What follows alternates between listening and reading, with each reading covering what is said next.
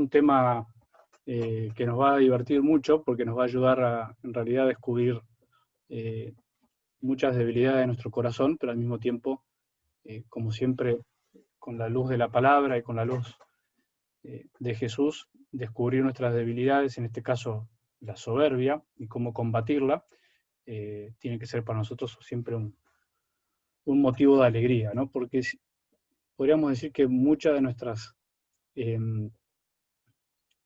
nuestros estancamientos o nuestras tibiezas a veces en la fe o nuestra incapacidad a veces de crecer, tiene que ver con no conocernos a nosotros mismos, ¿no? Y no conocer muchas veces los mecanismos que tiene nuestra debilidad, mecanismos, por llamar de alguna manera, que actúan la debilidad en el corazón y que hace que la gracia de Dios no pueda obrar, ¿no? O no pueda obrar todo lo que nosotros quisiéramos, ¿no?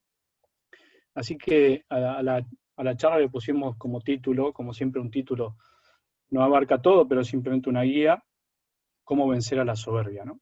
Por ahí es un poco pretencioso el título, pero la idea es que conozcamos de alguna manera cómo los diferentes matices, por decirlo así, o los colores que toma este vicio capital, que ahora vamos a ver un poquito de eso, que se llama la soberbia. Yo prefiero decirle vicio porque a nosotros comúnmente se le llama pecado, pero muchos padres de la iglesia le llaman vicio, porque para nosotros la palabra pecado tiene que ver en principio, con una libertad, con ejercer nuestra libertad, con elegir conscientemente el mal, ¿no?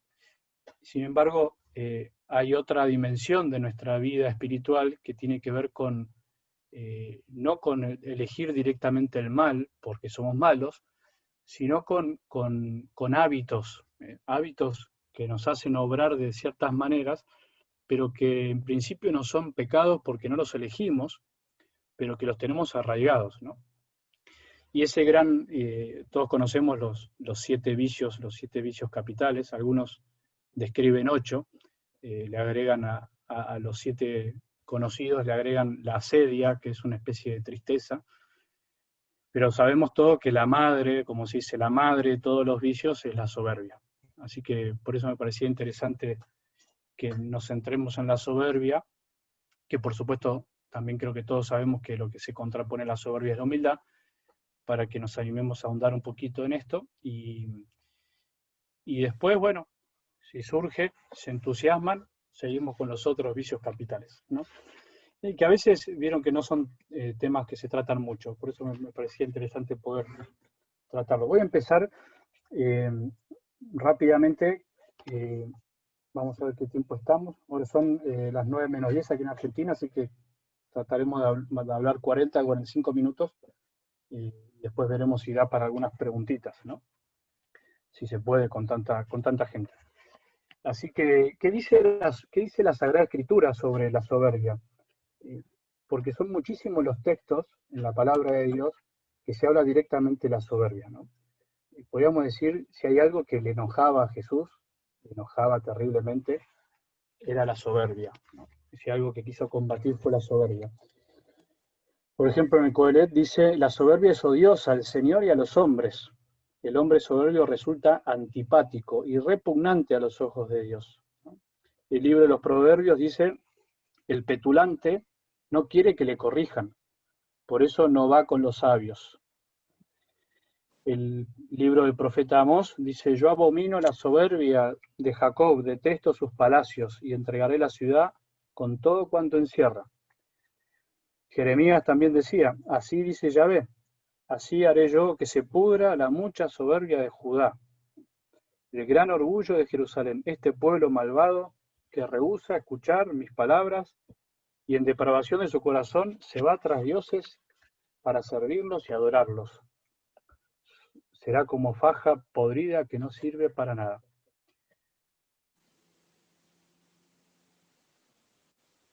El Siracida dice, el principio de soberbia humana es alejarse del Señor y que su corazón se aparte de quien lo creó, porque el principio de la soberbia es el pecado. Eso en el Antiguo Testamento, algunos de los textos, ¿no? Algunos de los textos para que vean qué fuerte es la palabra de Dios con la soberbia, ¿no? En el Nuevo Testamento, por ejemplo, en el libro de la Carta de Santiago, dice: ustedes se glorían en sus arrogancias, toda jactancia de este tipo es mala. Mateo 23, dice en palabras de Jesús: hay de ustedes, escribas y fariseos hipócritas, que se parecen a sepulcros blanqueados, que por fuera parecen hermosos, pero por dentro están llenos de huesos, de muertos y de toda podredumbre. Son evangelios que escuchamos hace algunas semanas. Lucas 18. ¿Se acuerdan la parábola del fariseo y del publicano? El fariseo que oraba de pie, ¿no? Jactándose de que él no era como los demás. En cambio, el publicano es el que se golpea el pecho, ¿no? Y reza al fondo del templo diciendo que era un pecador. Y por eso Jesús termina diciendo: el que se ensalza será humillado, y el que se humilla será ensalzado. Lucas, en el canto del Magnífica de la Virgen, habla diciendo: manifestó el poder de su brazo, dispersó a los soberbios de corazón, derribó de su trono a los poderosos y ensalzó a los humildes. Mateo 23, el que se ensalza será humillado también, el que se humilla será ensalzado, ¿no? Lucas 14, Jesús habla de cuando nos inviten a una boda, no vayamos a sentarnos en el primer lugar, no sea que otro más distinguido que tú haya sido invitado por él, y al llegar, el que te invitó te diga a ti y al otro: ceder el sitio a este, ¿no? Bueno, quería empezar por eso, ¿no? Brevemente, hacer un repaso de cómo la Sagrada Escritura nos habla de la soberbia y nos invita a combatirla también, ¿no? Porque la primera bienaventuranza, recuerdan aquel sermón de la montaña de Jesús, es: bienaventurados los pobres de espíritu, porque a ellos les pertenece el reino de los cielos, ¿eh? Con lo cual la pobreza de espíritu, la humildad, es la primera invitación de Jesús para poder vencer la soberbia. Les va a resultar por ahí medio tedioso lo que les voy a contar, pero es fundamental, me parece. O sea, si decimos que tenemos que vencer la soberbia, no podemos vencer algo que no conocemos, ¿no? No podemos desactivar, por decir así, del corazón ciertos mecanismos que tenemos en nuestras actitudes y formas de ser si no conocemos las diferentes variantes que se dan.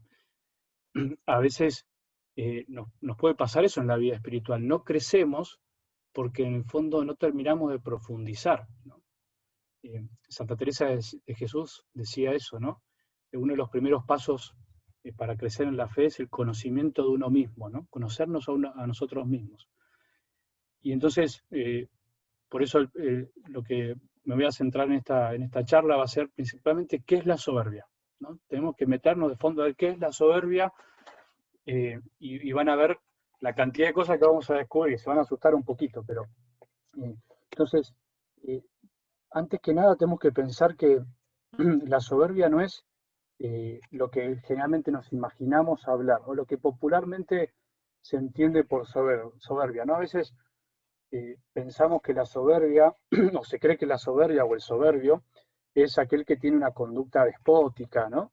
Avasalladora, aquella persona que hace grandes ruidos, ¿no? Y que se cree superior a otros, así como muy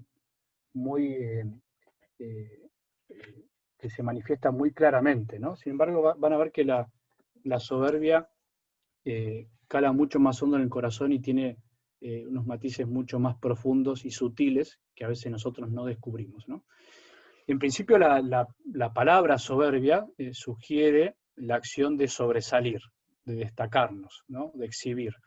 Por eso, a veces, fíjense que se utiliza la palabra soberbia en un sentido positivo, ¿no? A veces se dice, bueno, no sé, tal persona tuvo una actuación soberbia, se dice, ¿no? Fue como que sobresalió, ¿no? Entonces, en principio, la soberbia puede tener esa connotación positiva de decir, bueno, fue algo soberbio en el sentido que fue algo grande, ¿no? Algo que se destacó, que fue singular. Sin embargo, obviamente, tiene un sentido negativo. Nosotros vamos a hablar en el sentido negativo de la soberbia, que lo podríamos equiparar al orgullo. Podríamos decir, en este caso, que la soberbia es de algún modo el orgullo, que es un término germánico que significa arrogancia, presunción, exceso de la propia estima, ¿no? O sea, es el quererse demasiado, quererse demasiado. Podría decirse también que la soberbia es el apetito. Apetito, reemplácenlo, si les gusta, por ejemplo, por deseo, ¿no? A veces el apetito se lo relaciona con el hambre. Bueno, pero de alguna manera el hambre es un deseo. Podríamos decir, es el deseo desordenado, el apetito desordenado de la propia excelencia. De la propia excelencia. Por lo tanto, apetecer, desear la propia excelencia, en principio es una aspiración buena. Esto es importante aclararlo de entrada, ¿no? No quiere decir que apetecer, la propia excelencia la podríamos también traducir como, bueno, el progreso, el ser mejores, el crecer, el superarse, ¿no? Esa sería la propia excelencia. Entonces, en ese sentido, podríamos decir que hay un deseo de una propia excelencia que es bueno, pero cuando eso se desordena, se cae en la soberbia, ¿no? Entonces, quiere decir que desear, apetecer bienes, según se dice en teología o también en filosofía, según la recta razón, o sea, con una razón ordenada, o sea, con un buen fin, es bueno, ¿no? Es bueno apetecer bienes, ¿no? Pero cuando esto se desordena puede devenir, puede caer en un pecado. Si es consciente, es un pecado. Si es inconsciente, en el sentido que no lo hacemos pensándolo mucho, se arraiga y se transforma en vicio, ¿no? Entonces, resumo esto rápidamente, que sea como la introducción, ¿no? La soberbia, que la podemos traducir también como orgullo, es el apetito desordenado de la propia excelencia. Apetecer bienes, en principio no es malo, sino esto cuando se desordena. Bienes, entiendan bienes, no como cosas materiales, ¿no? Únicamente, sino también pueden ser bienes espirituales, ¿no? Bienes espirituales, o sea, bienes que no son tangibles, que no los podemos tocar, que no los poseemos en nuestras manos, sino que son bienes del alma también, ¿no? Entonces, ahora lo que nos podemos preguntar es, bueno, ¿cuándo se da o en qué momento se da ese desorden? O sea, o también nos podemos preguntar, bueno, ¿cómo puedo discernir? ¿Cómo puedo distinguir? ¿Cómo puedo separar claramente cuándo ese deseo se desordena? Cuando desear algo me hace bien y me conduce a cumplir la voluntad de Dios, y cuando ese deseo se puede desordenar y se puede convertir en un vicio, ¿no? O cuando es un acto virtuoso. Ustedes saben que virtud es el hábito de hacer el bien, y un vicio es cuando nos habituamos a hacer el mal, ¿no? Entonces, Santo Tomás, el gran santo de la Iglesia, que es donde se basan tantísimos escritos y teología a partir de su vida, a partir del siglo XIII, nos da como tres principios, ¿no? Tres principios para poder discernir cuándo se desordena. Espero que no se mareen y no sea un trabalenguas, ¿no? Tres principios para discernir cuándo se desordena en mí ese deseo de un bien. Desear bienes nunca nos vamos a poder librar, al contrario. Dios puso en nuestro corazón, nos creó a su imagen y semejanza, y nosotros deseamos cosas, deseamos bienes, deseamos el amor, deseamos, y está bien que deseemos, porque si no tuviéramos deseo, no haríamos nada. Ahora lo que tenemos que discernir siempre es cuando ese deseo se puede desordenar, ¿no? Entonces, vamos a los tres principios que nos ayuda a discernir, ¿no? Y yo les voy a poner ejemplos para que nos ayuden. O sea, el primer principio es ver el bien en sí mismo. O sea, cuanto mayor es el bien que yo deseo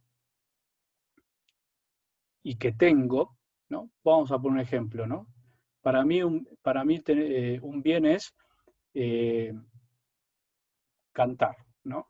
Ese es mi bien, o sea, yo canto y canto bien, ¿no? O sea, cuanto mayor es el bien que yo tengo, y yo lo valoro como un bien grande para mí, tengo un mayor motivo, ¿no? para, para gloriarme, para gozar, ¿no?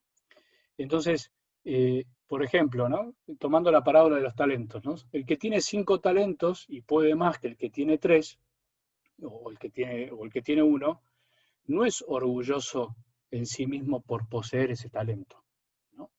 O sea, no se es orgulloso por tener o no un cargo, por ejemplo, un puesto importante en la sociedad o en la iglesia, ¿no? O en la parroquia. Eh, Ahora, cuanto mayor es ese bien que yo poseo, eh, podríamos decir que más atentos debemos estar para que ese bien no se me transforme en un motivo de soberbia, ¿no? A mí me impactó siempre, una vez cuando leí la historia de Fulton Sheen. Fulton Sheen es un obispo estadounidense que está en proceso de ser santo, y leí su autobiografía, y él cuenta algo que me sorprendió, que nunca lo había escuchado, que él pedía como sacerdote, le pedía a la Virgen que le conceda la gracia de ser obispo, ¿no? Él quería ser obispo, ¿no?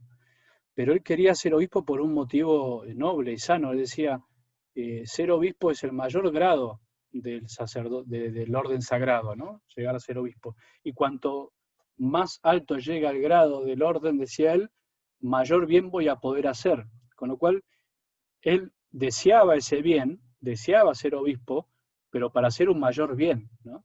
No deseaba ser obispo para que le palme la espalda y para que le digan monseñor, ¿no? Deseaba ser obispo para servir mejor, ¿no?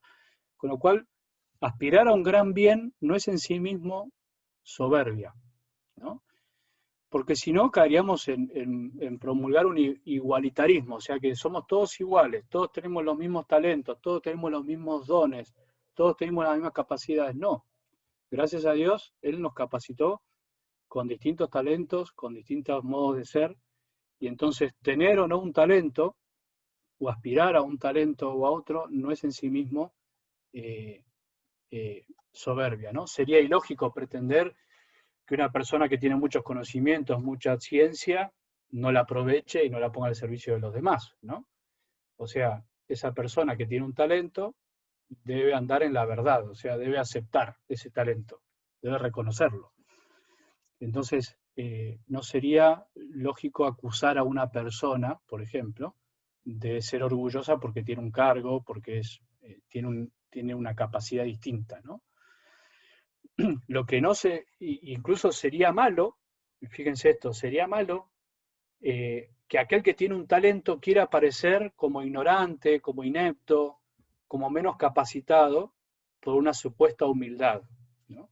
Y ahí de hecho se da la falsa humildad, ¿no? Aquella persona que tiene un talento, tiene un don, tiene una capacidad, tiene un cargo, pero dice, no, yo soy un desastre, no sirvo para nada, no voy a poner al ser, no.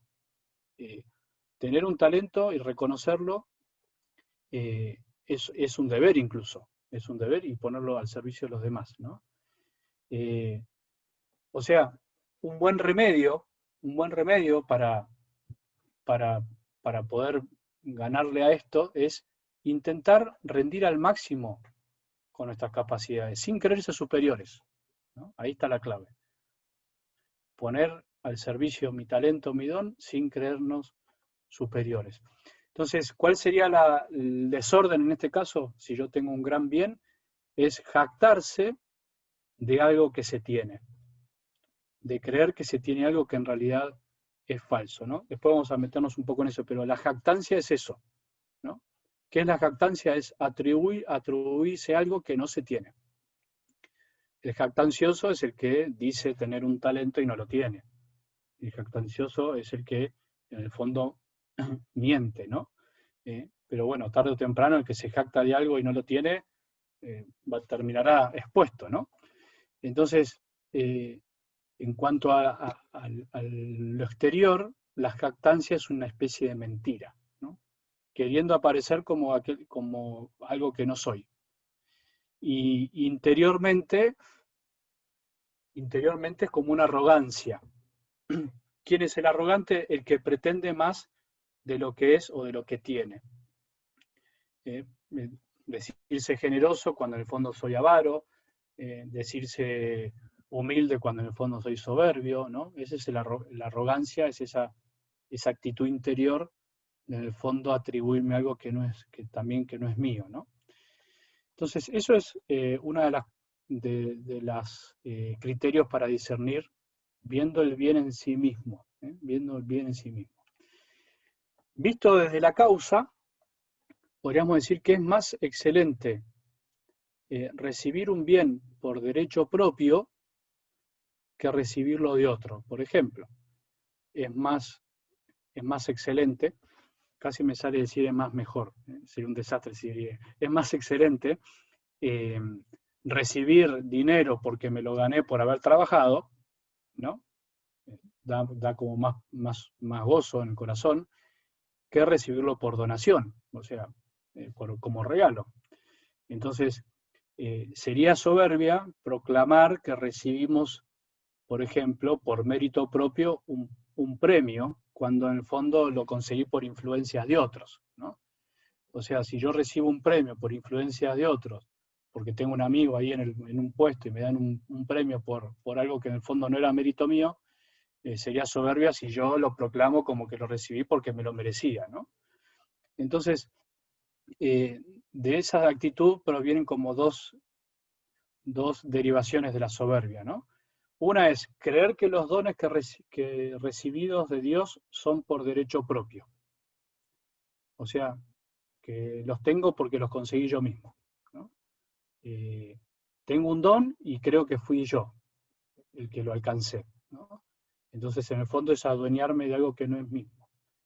Y otra forma de soberbia sería creerme que lo merecí. O sea, yo merecí esto. En el fondo, soy tan bueno, tan buena, que yo me lo merecía, ¿no? Eso es otra forma de soberbia, ¿no? Y el tercer criterio también de discernimiento que plantea Santo Tomás es visto en el modo, o sea, cuando somos dueños de un bien, ¿no? En forma más excelente que la de los demás, o sea, vuelvo a decir, tengo un talento que es superior a otros, y cuando eso se desordena, o sea, y cuando eso me lo adueño, hace que se engendre en mí una especie de soberbia que se llama el menosprecio. O sea, yo considero que tengo un bien que es superior al otro, no sé, canto mejor que el otro, soy mejor con los números que otro, soy mejor hablando en público que otro, y eso me lleva a menospreciar a los otros, ¿no? O sea, en vez de quedarme feliz con lo que yo tengo sin menospreciar a alguien, en el fondo menosprecio al otro con ansias, en el fondo, que me miren a mí, ¿no? O sea, nos causa mayor placer el tenerlo como propio que el compartirlo con otros. Me causa más placer el tener ese bien como propio que el compartirlo, ¿no? Entonces sería soberbia si el poseer ese bien nos lleva a despreciar a los demás, ¿no? Poseerlo en sí mismo no está mal, ¿no? Lo recibí como regalo, es un don de Dios. Y despreciar a los que no lo poseen. Y en el fondo en eso siempre escondo a veces una actitud de querer sobresalir o que se fijen en mí, ¿no? Por eso decía un autor que el orgulloso o la orgullosa no le gusta escuchar alabanzas de los demás, ¿no? No le gusta escuchar alabanzas de los demás, ¿no? Porque no quiere compartir su bien, ¿no? No quiere compartir su bien. Hay personas que las alaban y a veces con una falsa humildad, que en el fondo es una soberbia, es no, yo no quiero escuchar esto, ¿no? Cuando en realidad la humildad nos debería llevar a decir, agradecer una alabanza y no atribuírmela a mí. Decir, bueno, gracias porque tengo, gracias, pero esto no es mío, esto es un regalo que yo lo estoy cuidando y lo estoy poniendo al servicio, ¿no? Entonces, siempre el objetivo más o menos consciente es sobresalir, ¿no? Y eso, si crece en el corazón, puede llevar a criticar a otros, incluso nos puede llevar a calumniar, ¿no? Ustedes saben la diferencia entre criticar y calumniar. Criticar es cuando expongo el error de otros y calumniar es cuando ya miento, ¿no? Cuando miento sobre otros, que eso ya es más grave porque estoy difamando o diciendo algo que es mentira, ¿no? O, por ejemplo, las personas que disminuyen los méritos y los aciertos de los demás, ¿no? O pregonan los defectos de los otros, o aumentan los desaciertos, ¿no? Aumentan los errores de los demás, los exageran, ¿no? En el fondo, ¿qué qué nos pasa cuando hacemos eso? Es que queremos dar a entender, así, de refilón, como se dice, que somos más inteligentes, más capacitados, somos más virtuosos que los otros, ¿no? Es como un orgullo refinado, silencioso, ¿no? Cargado de envidia, ¿no? Quiero sobresalir yo. Ahora, si sobresale el otro, me encargo de por ahí a veces de bajarlo, ¿no? Y en el fondo estoy diciendo, yo siempre lo haría mejor, ¿no? Yo siempre lo haría mejor.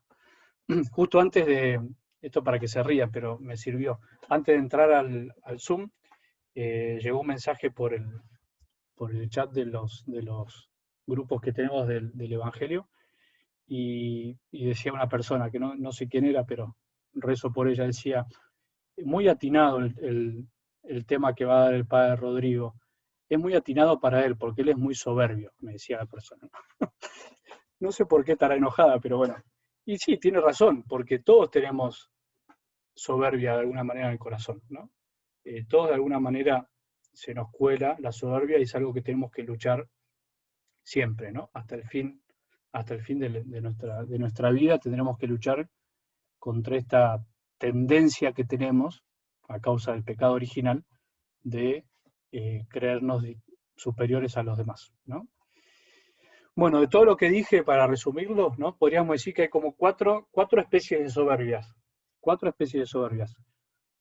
Creer que los bienes recibidos de Dios son por derecho propio, o sea, en el fondo lo conseguí yo mismo.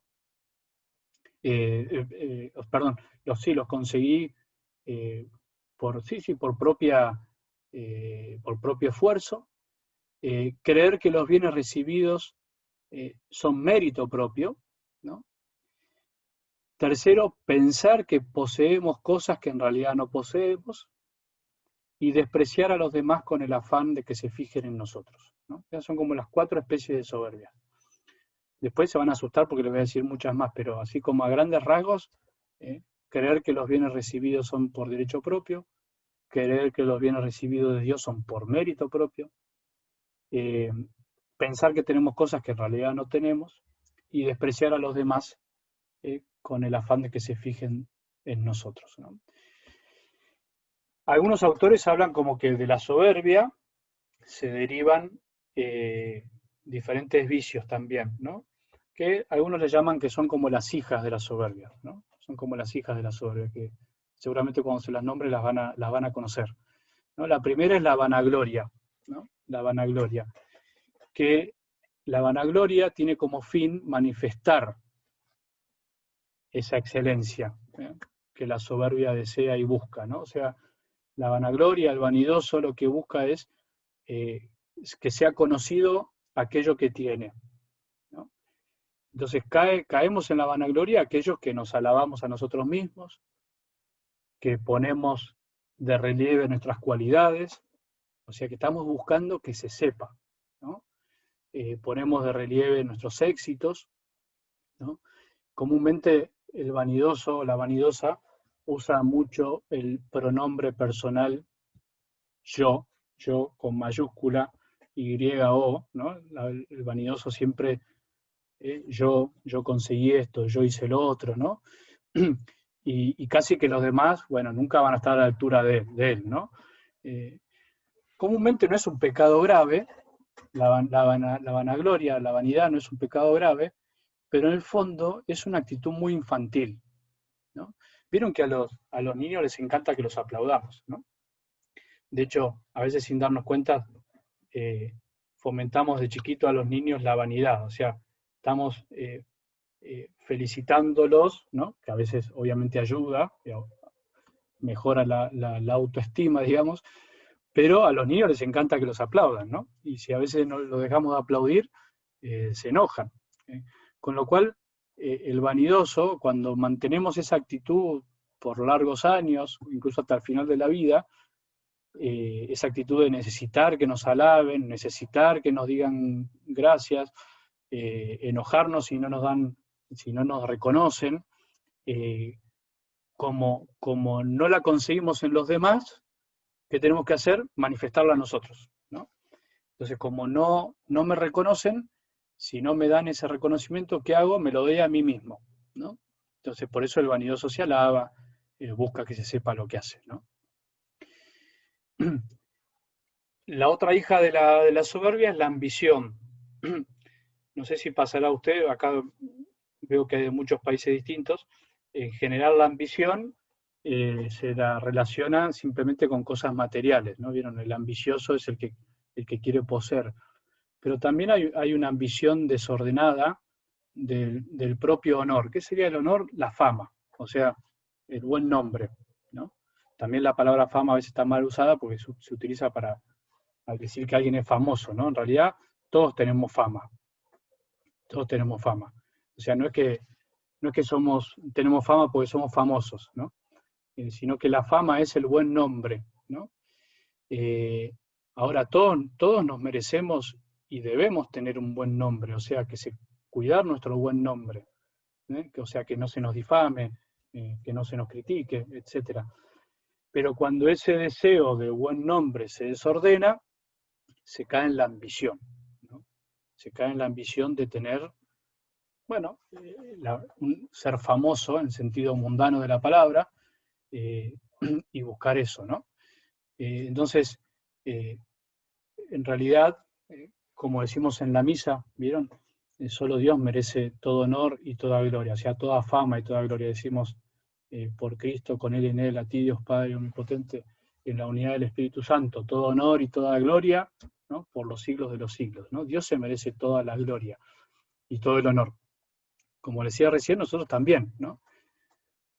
Por eso no está bien robarle la fama y la gloria a otras personas. Hay personas que roban o hieren la fama de otros con críticas, con calumnias, ¿no? Eso atenta contra la justicia, o sea, es injusto que yo le quite el buen nombre a una persona. Y también nosotros no debemos tolerar que nos roben la fama, ¿no? Es una obra de justicia, por ejemplo, pedir que se nos restituya la fama si nos criticaron, si nos calumniaron, ¿no? Tengo derecho a, si alguien me criticó, pedirle que se retracte, por ejemplo, ¿no? Que vuelva, que no diga lo que dijo, o que le diga a las personas que le dijo eso eh, que no era verdad, ¿no? No sé si saben, conocen la anécdota de San Felipe Neri. San Felipe Neri cuenta que una vez eh, alguien se fue a confesar, ¿no? Parece ser que era una mujer, pero no, por las dudas no quiero decir por las dudas para que no sientan que es por las mujeres, pero se fue alguien a confesar y contó que había criticado a alguien. Entonces, San Felipe Neri le dio de penitencia que agarre una gallina y que vaya por el pueblo y la desplume, ¿no? Entonces, la persona la miró como diciendo, bueno, está medio loco, pero bueno, cumplo la penitencia con tal de que se me perdone. Y entonces, bueno, salió la ciudad o el pueblo ahí desplumando la gallina y creo que estaba muerta, creo que no la desplumó viva la pobre gallina, pero cuestión que obedeció y después cuando volvió otra vez a hablar con ella, a confesarse, San Felipe Neri le dio de penitencia que vaya y recoja todas las plumas que se habían esparcido por la ciudad. Y entonces la persona le dijo, padre, eso es imposible. Bueno, le dijo, eso es lo que pasa cuando criticas a alguien, ¿no? Tus palabras vuelan y después son imposibles recuperar todo, a dónde llegó todo lo que vos dijiste, ¿no? Así que es sano conservar la buena fama y tenemos derecho a que la restituyan de algún modo cuando la hirieron, ¿no? Entonces, volviendo al desorden, ¿no? Cuando ese desorden de fama se desordena, caigo en la ambición, ¿no? ¿Qué quiere decir? Cuando ya utilizo medios inadecuados, que no son buenos, para que mi fama crezca y la del otro disminuya, ¿no? Vieron que hay personas que que para quedar mejor tienen que menospreciar a alguien, ¿no? Para, en el fondo, aumentar su nombre, terminan despreciando a otros, ¿no? Que guarda que pasa esto muy sutilmente, incluso a nosotros, los sacerdotes obviamente, pero cuando vienen a algún sacerdote o nos vienen a decir, ay padre, usted es re bueno, pero el otro padre no tanto, ¿no? Entonces como que ya tienen que comparar, ¿no? Cuando yo tengo que comparar a dos personas para exaltar a otra, es porque me estoy tomando el camino incorrecto. O sea, para decirle algo lindo a alguien no necesito decir algo malo de otra persona, ¿no? Y eso nos puede pasar, muchas veces nos puede pasar. A veces lo hacemos nosotros, o a veces permitimos que otros lo hagan de otros, que es lo que también tengo que aprender a cortar, ¿no? Si alguien para decirme algo bueno a mí tiene que menospreciar a otro, yo tengo que decirle, no, no me hables de eso, ¿no? ¿Para qué me hablas mal del otro? Si me querés decir algo lindo, decirme algo lindo, pero no tenés que hablar mal del otro. Y eso a veces también pasa en nuestras comunidades, en la iglesia, con que comparar, ¿no? Comparar, y siempre cuando comparamos, en vez de comparar con la mirada de Dios, que Dios ve el corazón, Él no mira las apariencias, sino que Dios ve el corazón, tenemos que comparar con cuestiones mundanas, ¿no? Entonces, tal es mejor porque, no sé, porque tiene más seguidores, tal es mejor porque lo ven más personas. Y eso no siempre es un criterio de que la persona está en un buen camino, ¿no? Hay personas que tienen muchos seguidores y son muy malas, ¿no? Entonces no tiene que ver con eso. Bueno, la tercera hija de la soberbia es la presunción, ¿no? ¿Qué es la presunción? El objetivo de la presunción es hacer que trascienda la capacidad y posibilidades de la persona, ¿no? O sea, pretender algo para lo cual no se tiene capacidad, sin estar preparado. ¿Quién hace esto? Yo, dice una persona sin pensarlo, y por ahí no tiene ni idea de cómo se hace eso, pero no pudo evitar aparecer, ¿no? Entonces se ofrece algo que en realidad no puede hacer. No tiene fue presuntuoso. Somos presuntuosos cuando por figurar, en el fondo, o por querer sobresalir, me meto en algo, si me habrá pasado, a ustedes también me imagino alguna vez, que nos metimos en algo y dijimos, ¿para qué me metí en esto? ¿No? Que por ahí lo hice por debilidad, lo hice justamente por no aparecer como mediocre. Alguien hizo una propuesta y yo no sabía, pero bueno. ¿No?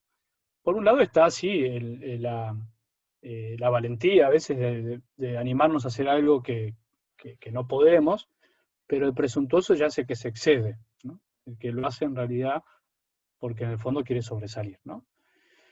Bueno, esos son los principales pecaditos derivados de la soberbia, pero les traigo una buena noticia, hay muchos más, ¿eh? Vamos a enumerarlos, ¿no? Bueno, ya dijimos la jactancia, ¿no? La jactancia ya lo hablamos de alguna manera, es creer que tengo algo que en realidad no tengo. La señora que anda con súper vestidos, o el hombre empresario que tiene un gran auto y se pasea con lujo por todos lados, pero en el fondo está lleno de deudas. Está lleno de deudas, no paga nada, pero él mantiene su estatus, ¿no? Cuando a veces eso, somos jactanciosos cuando aparentamos algo que en el fondo no somos, ¿no? Tengo deudas, un desastre en mi vida, pero yo por afuera parezco todo perfectito, ¿no? Entonces, en el fondo, como decíamos, es una mezcla de soberbia y mentira, ¿no? Dice una frase, los jactanciosos prometen mucho y matizan poco, ¿no? El jactancioso promete todo, ¿no? Que va a cumplir todo, ¿no? Y en cambio los humildes prometen poco y matizan mucho, ¿no? Es un poco una frase que nos puede ayudar a discernir, ¿no?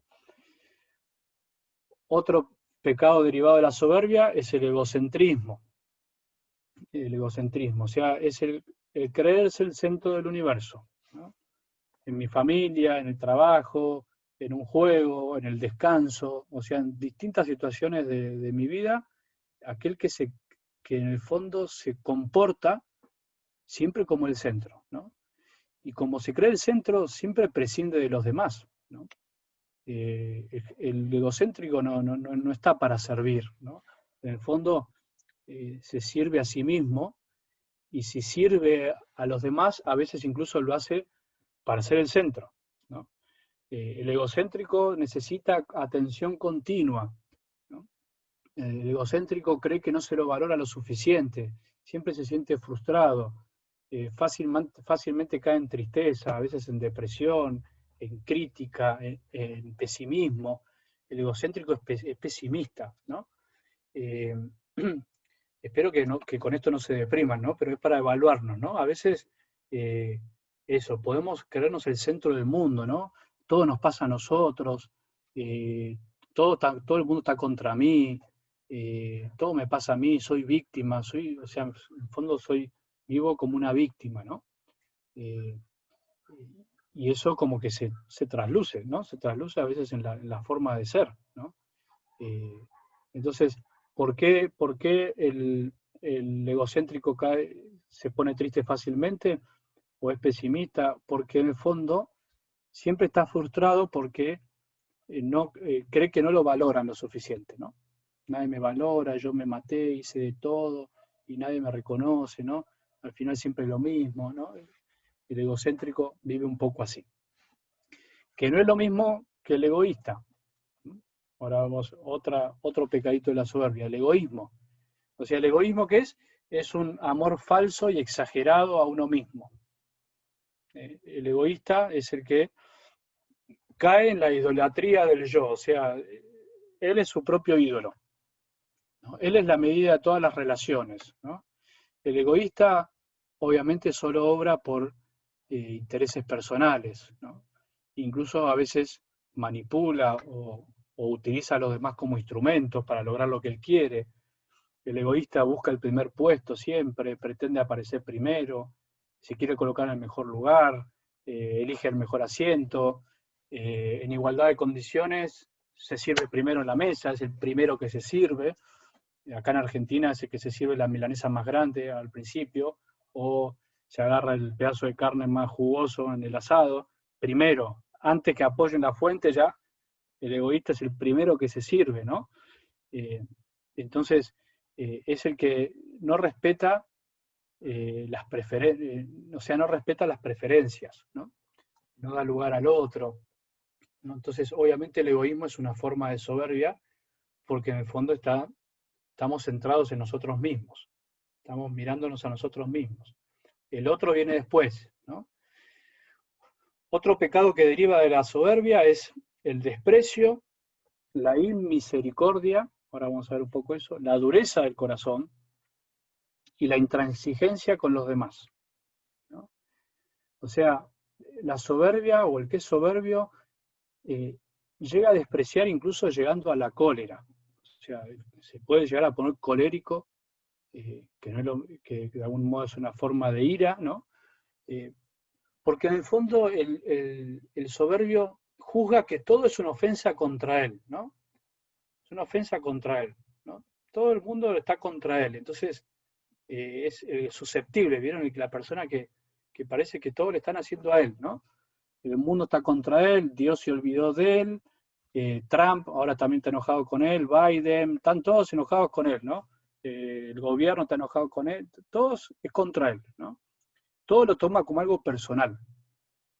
Y entonces, como en el fondo desprecia a los demás, cae en la inmisericordia, o sea, no tiene misericordia, porque considera que todos son malos, ¿no? Casi que la mayoría de la gente es mala, ¿no?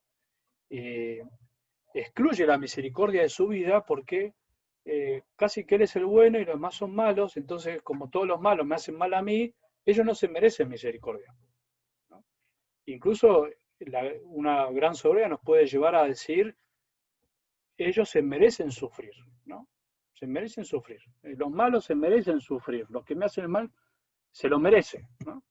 Si habremos escuchado alguna de esas frases, esa persona se lo merece, ¿no? O sea, la soberbia de este modo nos va a llevar a la dureza del corazón, a tener el corazón duro y a ser intransigentes, ¿no? La intransigencia es un gran síntoma, ¿no?, de la soberbia. Intransigente, ¿no? No da lugar a algo distinto, no da lugar a que una persona se equivoque. Es lapidaria con sus frases, es lapidaria con el error de los demás, es lapidaria con la posibilidad del cambio de los otros. No, esta persona no va a cambiar más. O sea, es lapidaria, ¿no? Lapidaria, ¿por qué? Porque le pone una lápida a las personas, ¿no? Las mata, ¿no? Las saca de su vida, o jamás va a abrir el corazón para que esa persona pueda cambiar, ¿no? Esa es otra forma de soberbia también. Otra forma de soberbia es la desobediencia. En esta yo me siento muy representado, ¿no? El acto de desobediencia puede darse, por ejemplo, por el desprecio a un precepto, o sea, despreciar una norma, sin analizarla, o sea, despreciar la norma por la norma en sí misma, ¿no? Todo lo que sea que me venga de afuera para marcarme algo, para decirme cómo tiene que... No, el desprecio por las normas, ¿no? Si es una norma de Dios, mucho más todavía, ¿no? Si es una norma de Dios, que puede ser que hay personas que la desprecian, se cae en la soberbia, ¿no? O sea, yo puedo desobedecer a normas humanas, ¿no?, a preceptos civiles, pero una cosa es eso y otra cosa es cuando ya desprecio o desobedezco la norma de Dios, ¿no? Por el simple hecho que un grado grande de soberbia sería decir, no, Dios quién es para decirme lo que tengo que hacer, ¿no? O sea, despreciar los mandamientos de Dios, por ejemplo, ¿no? Entonces, siempre el desobediente busca justificar su desobediencia, ¿no? El desobediente termina justificando y diciendo, bueno, pero en realidad el que manda esto desconoce mi situación concreta, esta norma es inoportuna, el que me manda es un autoritario, entonces como el otro es autoritario, yo no obedezco, son inflexibles, aquellos que me dan esta norma son inflexibles, entonces fácilmente encontramos excusas para desobedecer, ¿no? Comúnmente en la desobediencia no hay malicia, no es que uno lo hace por maldad, pero en el fondo nos va llevando siempre a hacer nuestra voluntad, ¿no? A nunca aceptar una mirada de afuera, nunca aceptar un aporte externo a mi vida, ¿no? Bueno, y el último, para no que se asusten más, ¿no? El último pecadito que deriva de la soberbia es la mentira y la falta de sinceridad, ¿no? Pocas veces, no sé si les pasa a ustedes, pero pocas veces relacionamos la mentira con la soberbia, ¿no? Sin embargo, la mentira está muy, muy emparentada con la soberbia, o la falta de sinceridad, la falta de transparencia. Como le dije en un momento, decía Santa Teresa de Jesús, que la humildad es andar en la verdad, ¿no? Es andar en la verdad. Entonces, la soberbia tiene una relación directa con la mentira en su base, ¿no? O por lo menos con el error. Los soberbios tienen fastidio por la verdad, les molesta la verdad, les molesta muchísimo.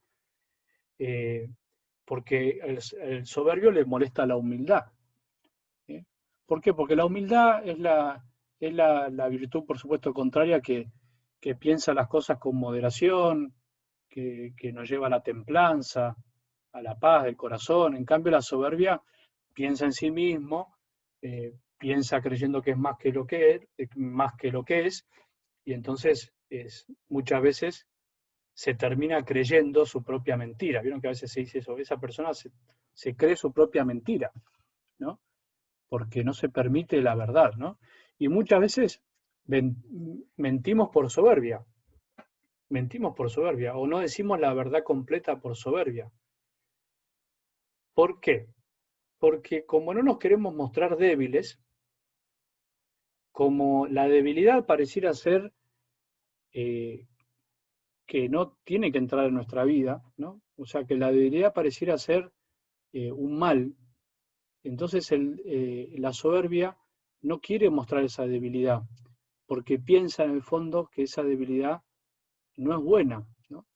Sin embargo, el aceptar la debilidad es el camino de la humildad, ¿no? Es aceptar el cómo somos, aceptar nuestra verdad, aceptar que tenemos cosas muy buenas y al mismo tiempo nos equivocamos, ¿no? No pudimos hacer bien las cosas, no nos salieron bien.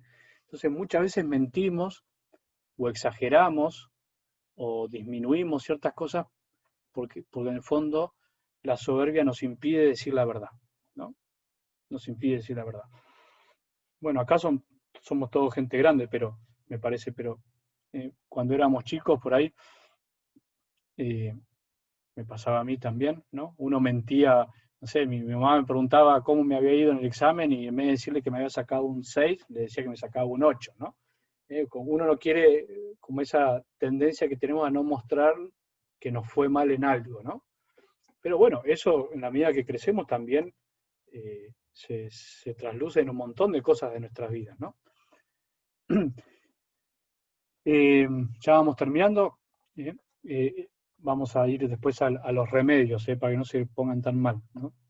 Sin embargo, Santo Tomás de Aquino también, siguiendo a San Bernardo de Claraval, un gran monje, un abad, habla de 12 grados de la soberbia, pero que en el fondo lo contraponen a los 12 grados de la humildad que proponía San Benito en su regla, ¿no? San Benito, el fundador del monacato de Occidente, en su regla, donde regula la vida de los monjes, habla de 12 grados de humildad. Y tomando eso, San Bernardo y Santo Tomás hablan de los 12 grados de la soberbia, ¿no? Con esto para terminar, para que tengan un pantallazo general, ¿no? Primer grado de soberbia, se van a sorprender, la curiosidad, ¿no? Preocuparse por verlo y saberlo todo, sin medida, ¿no? La curiosidad es ese exceso de deseo de saber, ¿no? Saber de la vida de los otros, ver todo qué está pasando, enterarme rápido, ¿no? Hay varias que se están riendo ahí, no sé por qué se reirán, pero digan que no puedo ver la cara de todos, ¿no? Pero a veces ese deseo desordenado que tenemos, porque querer saber sobre otros puede ser algo bueno, pero cuando eso se desordena, ¿no? Hay personas que son curiosas, ¿no? Están todo el día averiguando qué pasó, qué va a pasar, ¿no? Eso es como un primer grado de soberbia, fíjense, ¿no? Segundo, la altanería. La altanería es el que habla todo con soberbia, ¿no?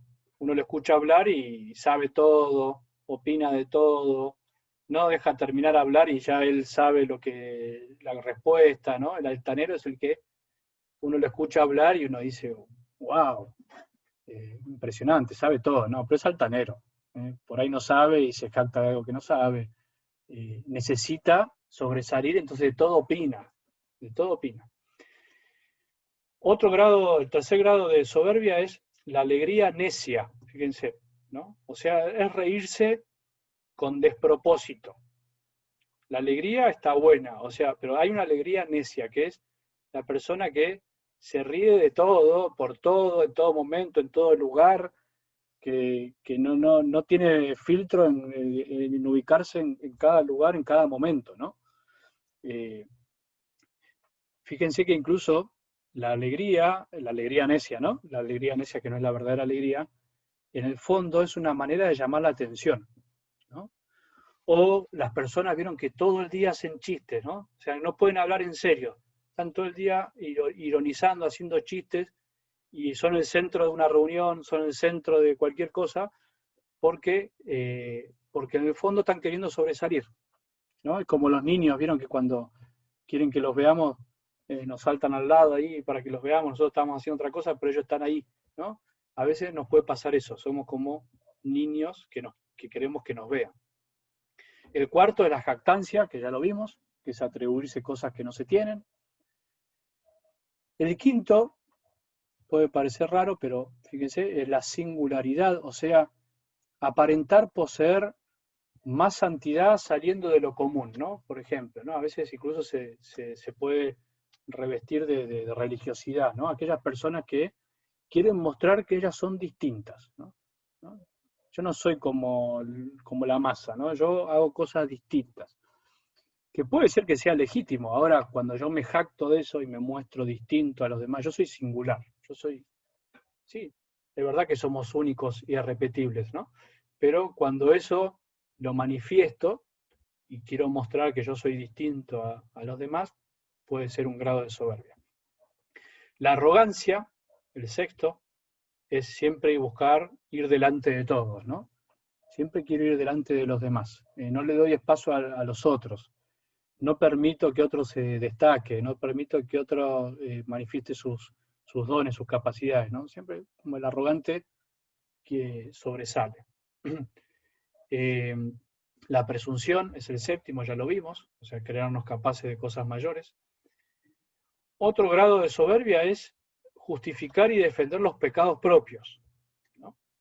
Justificar y defender los pecados propios, cuando no soy capaz de hacerme responsable de mis actos, ¿no? Siempre me justifico. No, pero esto fue por tal cosa. No, pero en realidad fue por... No, o sea, soy incapaz de decir la verdad que en esto yo me equivoqué, ¿no? Ahora, si se equivocó el otro, problema de otro, pero yo me equivoqué, ¿no? Entonces, un grado de soberbia también es siempre justificarme, ¿no? La noveno grado de soberbia es confesión engañosa, dice San Tomás. O sea, no querer confesar todo o confesar ciertas partes porque no quiero, a veces por vergüenza, a veces hay un sano pudor, ¿no? En ciertas cosas, pero no quiero quedar mal frente al otro, ¿no? O no quiero padecer la pena de mi propio acto, ¿no?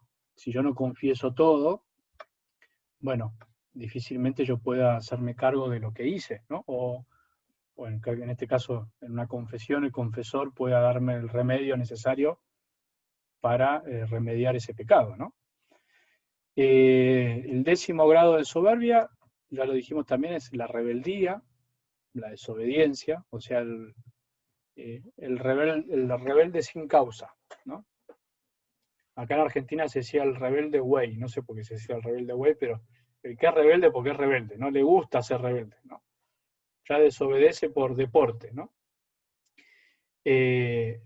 La 11ª es o sea, la libertad, pero malentendida, ¿no? El hacer siempre la propia voluntad, siempre estar buscando primero hacer lo que yo quiero, ¿no? Y la 12ª, la número 12, es la costumbre de pecar, ¿no? O sea, cuando ya el soberbio, ese es un grado ya alto, es cuando ya me acostumbré a pecar, me acostumbré a desobedecerle a Dios, ya no tengo temor de Dios, ya no me importa desobedecerle a Dios, no estoy acostumbrado. Bueno, hasta aquí un poco para que se hayan asustado, y ya termino con esto, pues ya me pasé el tiempo. Vamos a los remedios, porque están diciendo, bueno, ¿y cómo hago con todo esto? ¿Cómo voy a hacer, no?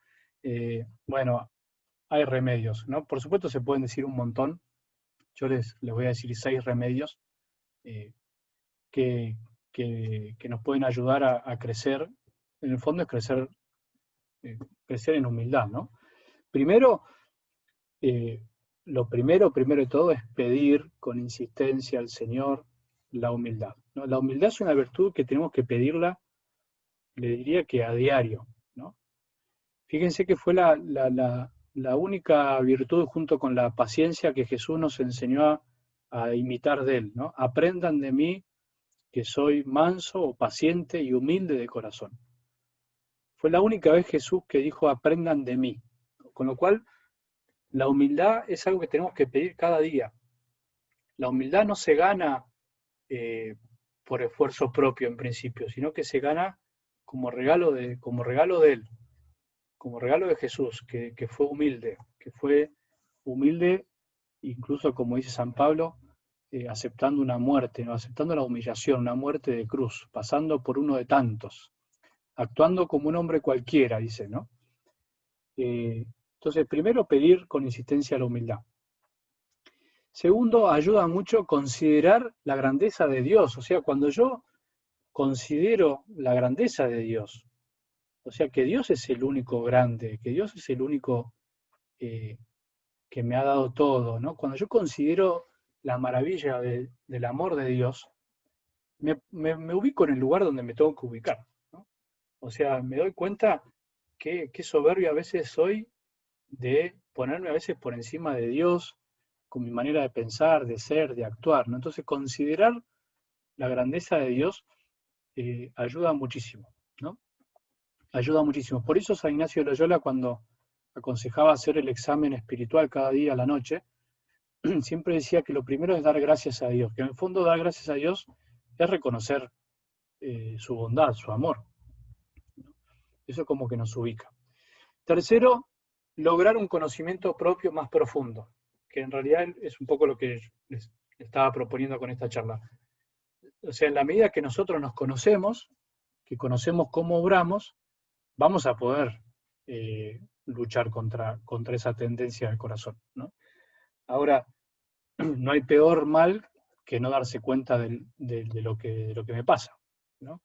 Cuando no me conozco a mí mismo, cuando ya me creo satisfecho, cuando creo que no tengo que cambiar nada, cuando, no, listo, ya soy grande, yo ya no voy a cambiar nunca, bueno, difícilmente podamos crecer en la humildad, ¿no? La humildad es la virtud que nos ayuda a estar siempre necesitados, siempre abiertos a conocernos y a cambiar. Cuarto, mirar nuestras miserias, mirarlas con misericordia también, ¿no? Aceptando el amor y el perdón de Dios, ¿no?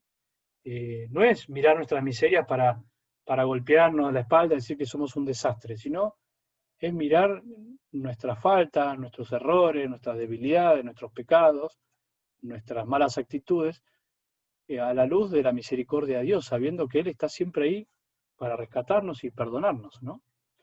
Entonces, pero no hay que tener miedo a mirar las miserias, ¿no? Entendiendo miserias por todo, ¿no? Como dije, pecados, debilidades, a veces no son pecados en sí, pero son debilidades, imperfecciones, o sea, no son pecados, pero tengo imperfecciones, a veces mi carácter, mi modo de decir las cosas, etcétera, mirarlas pero con misericordia. Quinto, meditar a veces, bueno, eso para siempre la oración y la palabra de Dios ayuda muchísimo, meditar la humildad de Jesús, ¿no? Cuando uno ve la humildad de Jesús, uno dice, bueno, ¿qué me queda a mí, ¿no? Soy un pequeño, ¿no? Un pequeño que se cree a veces más, ¿no? Cuando uno ve la humildad de Jesús, cuando uno ve cómo Jesús obró, sus gestos, sus palabras, sus miradas, cómo se acercó a los demás, y al mismo tiempo cómo Jesús atacó la soberbia. O sea, Jesús, una de las pocas veces que se enojó, era con la soberbia, ¿no? Entonces, meditar la humildad de Jesús nos ayuda mucho a poder combatir la soberbia del corazón. Y sexto, y con esto terminamos, es descubrir las manifestaciones cotidianas de la soberbia. Eso ya es un trabajito difícil, pero algunos aconsejan hacer un examen espiritual, ¿no? Como yo decía, San Ignacio de Loyola aconsejaba. ¿Qué es un examen espiritual? No es un examen de conciencia. ¿Nosotros qué entendemos por examen de conciencia? Pecados, ¿no? ¿Qué pecados cometí? Examen espiritual es cuando no solo descubro mis actos pecaminosos, sino cuando voy más allá y puedo descubrir la raíz de esos actos pecaminosos. La raíz de mi enojo, la raíz de por qué le contesté mal a mi marido o a mi mujer, la raíz de por qué no fui capaz de sentarme a escuchar a mi hijo, la raíz de por qué me enojé tanto porque se rompió el auto, la raíz de que por qué estoy tan pesimista y estoy criticando a todo el mundo y por qué estoy tan triste. Entonces, un examen espiritual es ir más profundo y poder decir cada día, ¿dónde se me manifestó hoy este gran deseo que tengo de mi propia excelencia, ¿no? Este deseo desordenado. ¿Dónde se me manifestó? Y ahí cada uno va descubriendo. Entonces, incluso algunos aconsejan centrarse en una cosa por un tiempo, ¿no? Entonces voy a decir, bueno, voy a centrarme en mi tristeza, ¿no? Por ejemplo, ¿por qué me pongo triste? ¿Por qué estoy triste? Entonces, varias semanas o una semana, dedicarme a la noche y decir, ¿por qué me puse triste hoy? Bueno, por ahí me puse triste porque me criticaron, por ahí me puse triste porque tuve un mal encuentro con una persona, por ahí me puse triste porque no me salieron las cosas como yo quería, ¿no? Y en sí mismo esa tristeza no es mala. Lo que tengo que descubrir es la raíz de esa tristeza, que por ahí es eso, como deseo que desordenadamente que todo me salga bien, que todos me aplaudan, que todos me feliciten, a veces ante la primera cosa que atenta contra eso me pongo triste. Bueno, otro tendrá que centrarse en su enojo, otro tendrá que centrarse en su egoísmo, ¿no? Otro tendrá que centrarse en su ser el centro de todo, ¿no? Pero bueno, para terminar, yo les aconsejo eso, ¿no? Que a veces uno puede decir, bueno, eh, tengo que ser astuto, ¿no? Vieron el Evangelio de hoy que Jesús dice, los hijos del mundo son más astutos que los hijos de la luz, ¿no? Bueno, a veces para las cosas del mundo somos muy astutos, ponemos mucho esfuerzo y trabajo para lograr objetivos. Bueno, en la vida espiritual tenemos que ser astutos. ¿Cómo voy a lograr erradicar esa tendencia en mí si no le dedico a veces un poquito cada día para decir, ¿cómo estuve hoy? ¿Qué me pasó hoy? ¿No? Y bueno, y por supuesto la oración, los sacramentos, ¿no? Y todas las cosas que nos dan gracia y nos llenan de corazón de gracia y de paz para poder ir venciendo eso, que no me acuerdo quién decía, que hasta el último suspiro de la vida vamos a tener que luchar con la soberbia del corazón, ¿no? Pero no es para desanimarnos, sino para decir, con Jesús y con su gracia vamos a poder ser más humildes, y la humildad es la felicidad y la paz más grande del corazón.